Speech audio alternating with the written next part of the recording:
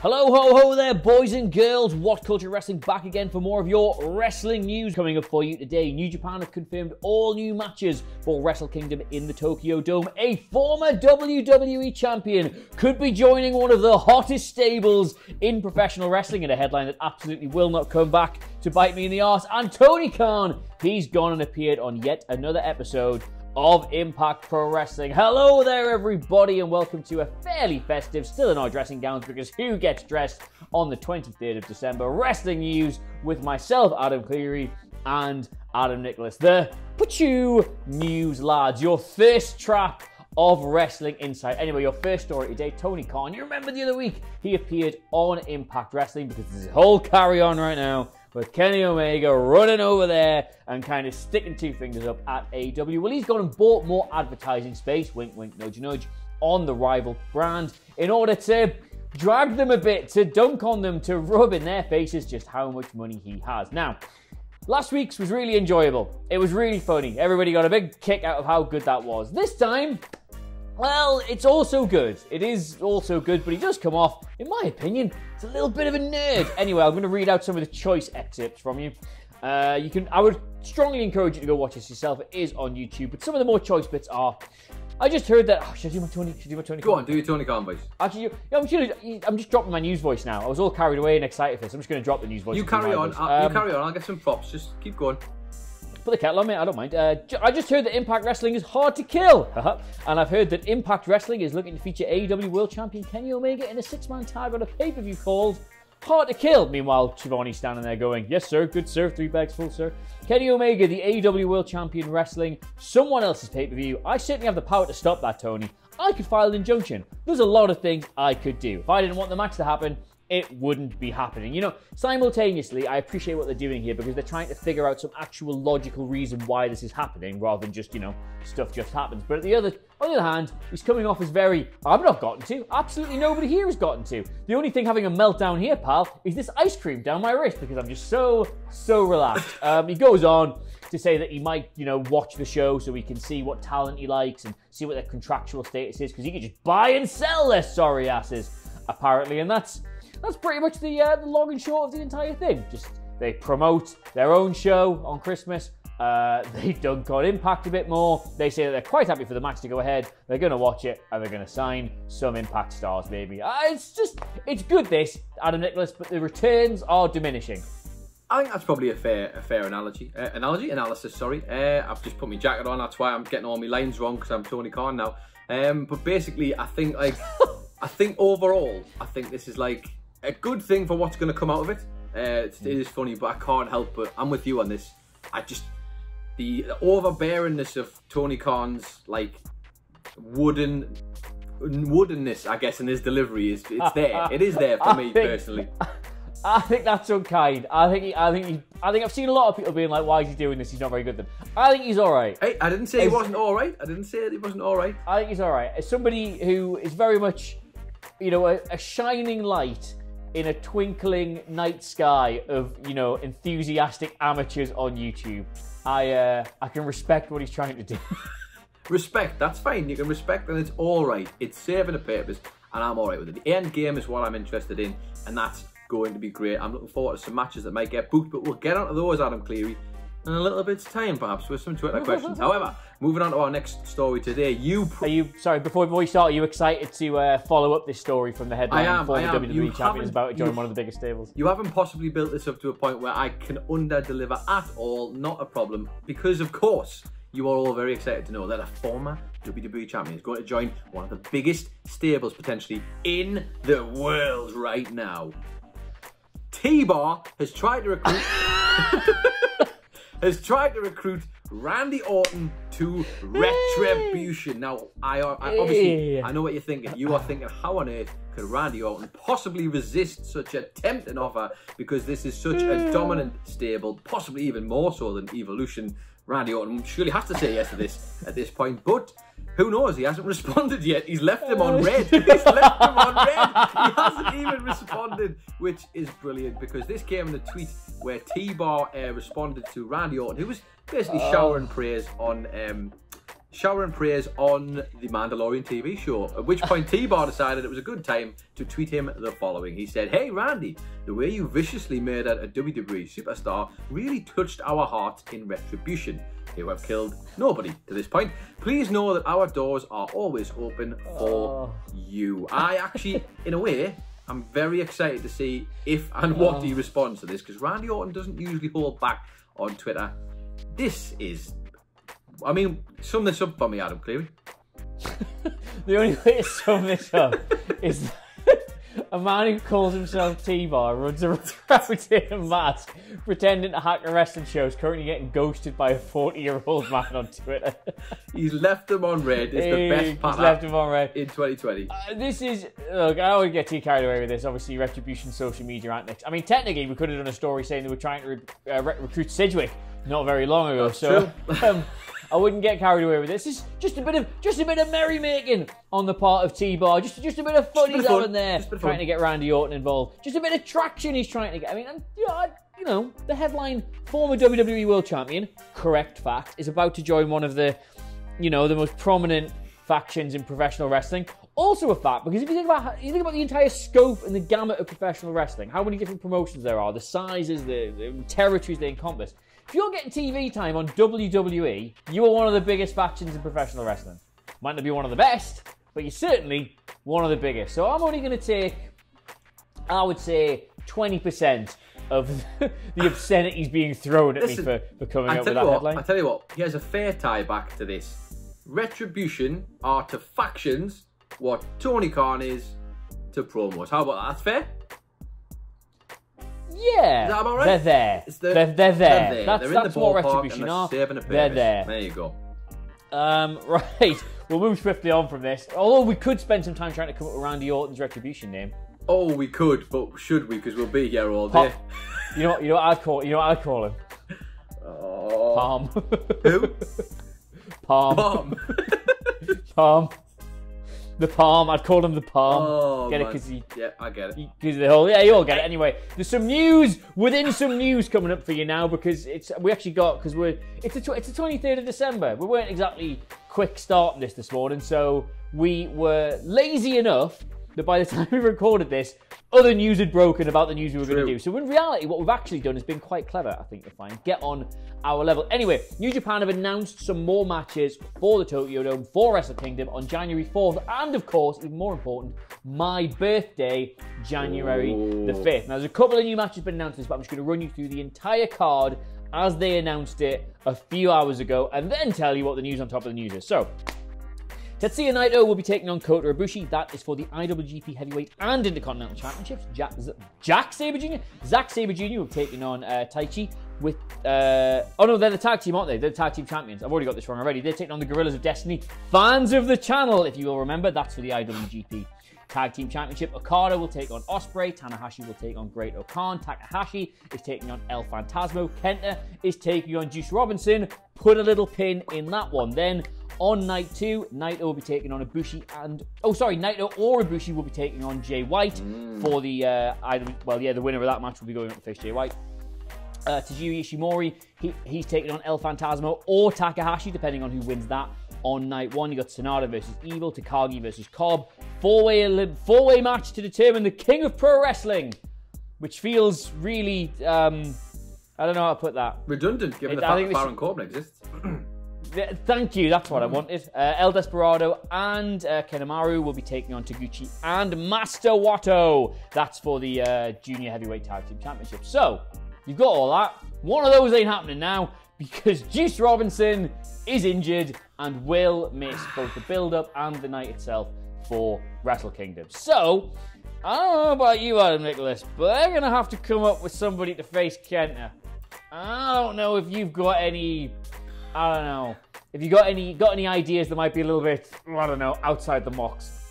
Well, you say this is the problem. The problem is, I would love that, of course. I would really, really love that. I don't know if it's possible at the moment. I'm not sure where it lies with that. I'm sure there's some issues, because I'm sure I saw Dave Meltzer tweeting about this. Otherwise, that's surely got to be it. That's your main pick. Can I just say, though, if you did a cameo, Adam Cleary, if you had a cameo of your own, I would probably pay money to watch you read a New Japan card again, because that, my friend, was thoroughly entertaining. But I tell you what though, Juice Robinson missing out is a huge blow. The guy's massive over New Japan, and that would undoubtedly have been a great match. And on top of that, even though that is a bit of a blow, some crazy stack matches on there, and that trio again, Kota Ibushi, Jay White and Tetsuya Naito, in and around the top picture once again. Jay White, man, I just saw a picture of him the other day, and I love the guy, man. I love him. He's like young, hungry Triple H. If New Japan fans are going to enjoy that 2000 era Triple H, he looks great, man. I will just say, just in my defense, I will just say, I've got those names on my laptop, right? And the text there is so small. Tiny and it's so small. It's not just that I'm really bad with those names and don't watch anywhere near enough New Japan to get away with it. It's not just that. In your defense, although that is true, they are also very small on my little screen. In your defense, I love the man, and I will always shout him out, but Simon Miller will take the crown from you any day when it comes to pronouncing names from New Japan Pro Wrestling. He has the crown, undefeated crown, for some of the names he comes out with are incredible. The best part is, right, because it's not a culture you live in, and it's not like something you surround yourself with. Even when you know, you don't know. Like the amount of times I've done a voiceover and I've just stuck my head around the corner and goes, guys, can I just?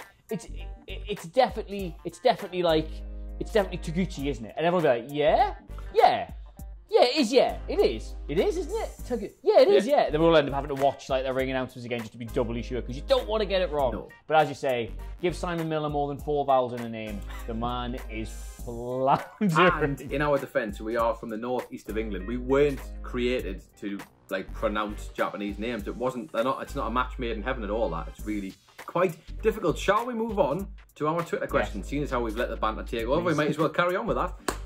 We got our first question today from Dustin Sensenig. Thank you for your question, Dunstan, who says, Dustin even, who says, Dunstan, another place in the northeast.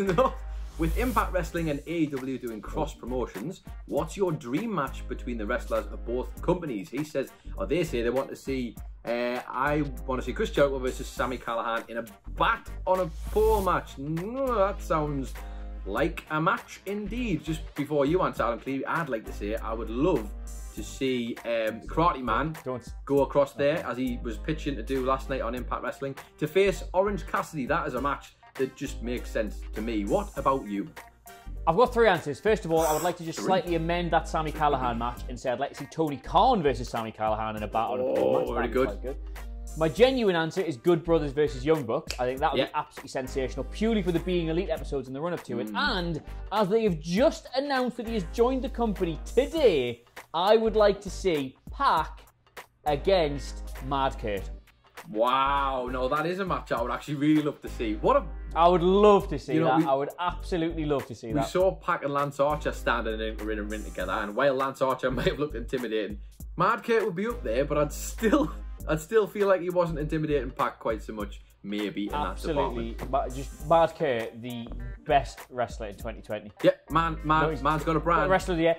Wrestler of the Year, because he just, instead of actually having wrestling matches, he just managed to wind loads of old people up on Twitter. Incredible. And then proceeds to do those like 4 apologies where he's like, I've been forced by their legal team to do this apology. Mad Kurt for the win in 2020. Anyway, next question comes from Eric Vasquez, of course, legend of the channel. Of the fans, certainly. Hashtag news, lads, he says, if you choose this for tomorrow's news, Merry Christmas Eve for everyone, he says. Merry Christmas Eve to yourself. And also he says, if WWE does end up giving Xavier Woods the grand finale New Day singles push, we mentioned this on the news yesterday, could his lack of singles success pre-New Day make it a bit trickier to book properly? What do you reckon? No, I don't. I see, thought about this. I get where you're coming from with that, because there's not really... Well, actually, you know what? I don't get where you come from with that. So many people have broken out of tag teams and been really successful. Tag team wrestling is another element, sure, but it's not like Xavier Woods has never wrestled singles. It's not like he would struggle to build matches that way. The guy's a pro wrestler at the end of the day, and he's charismatic, and the guy is over, and he's entertaining, and he's really good in the ring. All right, benefit of the doubt, I can maybe see why WWE would struggle to come up with something like that. Well, this guy's just a tag team guy. I mean, they just split the Iconics up to put them on singles runs, and lo and behold, both of them are just straight back in tag teams because, me no know how to righty two type of wrestling.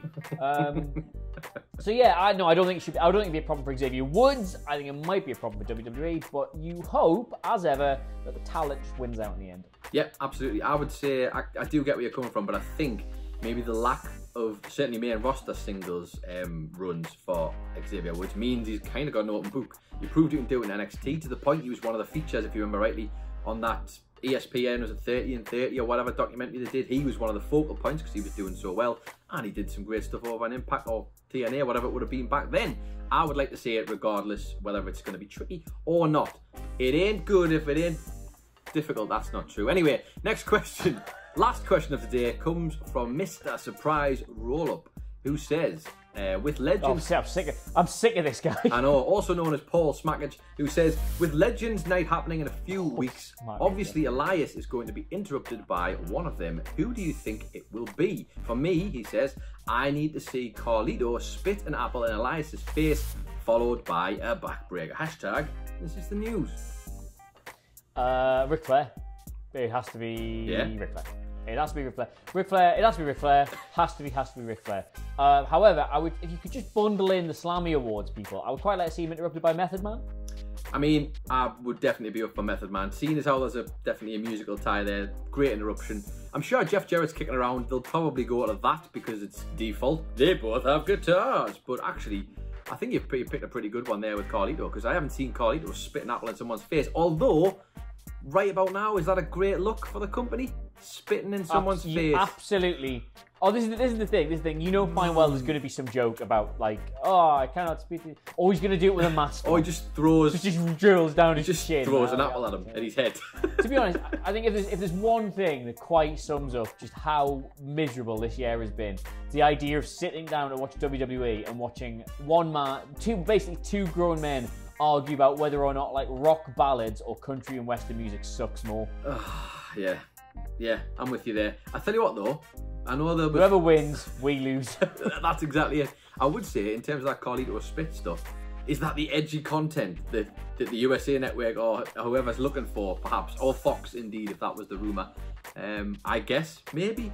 Vince might think that. Anyway, enough of that, because Adam Cleary, it is time for our And Finally, which we are now starting an annual tradition here at WhatCulture that will, I was going to say it'll be carried on by the lads, but truth be told, it'll be me and you doing it next year. Again, we are officially starting the Wrestling Photo of the Year award, the annual award at WhatCulture. I'm sure you've all probably guessed already what this is going to be.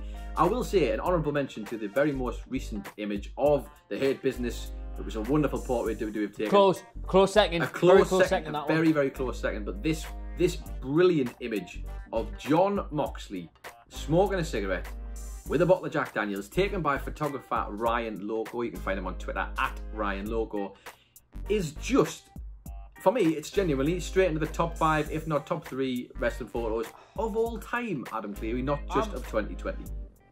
I'm gonna regret this, but I'm just gonna say I get a lot of very, like, boundary ignoring messages from very horny men on Instagram all the time, and I haven't got the heart to tell them, like, they're just completely wasting their time. Like, if that's you, you do you, whatever. I feel bad for them at the end of the day, and I'm always like, it's totally wasting time. But you know what? Looking at that picture of Jon Moxley, maybe they're not. I don't know, man. Do you kind of get it now? I kind of get it. I'm not gonna get it. It's too much of a lifestyle change. But just like, damn, you know what I mean? Like, you know. I have to say this.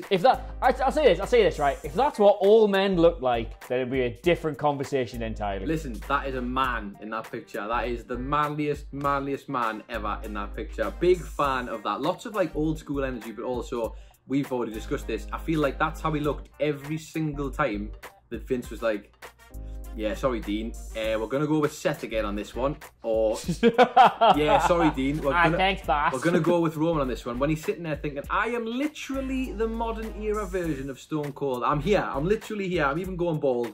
I'll do it. Put the goatee on, whatever you want. He would have done it. And they've just ignored him and let him go to AEW. Well, their loss is AEW's gain, Adam. We get this lovely picture. So who the hell cares? Yeah, I understand how Renee Young's pregnant, because I nearly was just looking at that picture. You are not kidding me, my friend. Boom, pregnant, boom, pregnant, boom, pregnant. Very good. Right, anyway, on that incredibly weird note to end the year, that's my last video of the year. You're still around, aren't you? I'm still around, I'll be here. I assume it's going to be me doing a solo tomorrow, or maybe even a special guest appearance from, I don't know, Walter, someone like that. Who knows? I really don't know. Do you know what it is? I'm gonna wake up tomorrow morning on my first day off and just feel such the spirit of Christmas. I bet you end up doing the news video tomorrow. Just don't, a little bit of don't Christmas sign yourself up for that. Don't do it.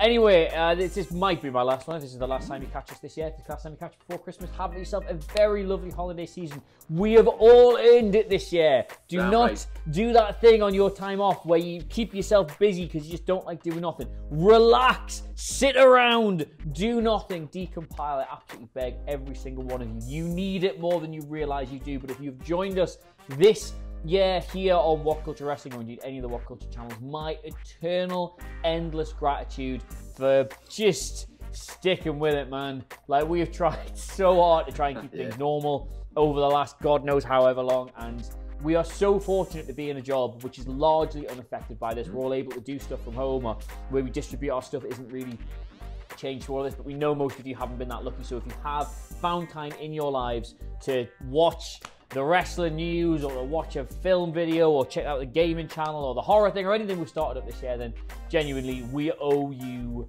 more than we could ever possibly repay. And hopefully our bright and breezy faces on this Christmas morning will go some way to proving that we love you guys. We love you guys. Anyway, like, share, subscribe. Get us on Twitter at Adam Cleary, CLERY, and Adam Nicholas. It's Adam Nicholas on Twitter as well. And the entire WhatCulture Wrestling Familia at WhatCulture WWE. But yes, that's it from me. That's it from he.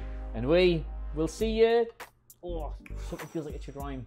See you in the new ye. There you go. Wow, that's your final note. Impressive. That was Jesus. What a pull. Right, goodbye. Goodbye.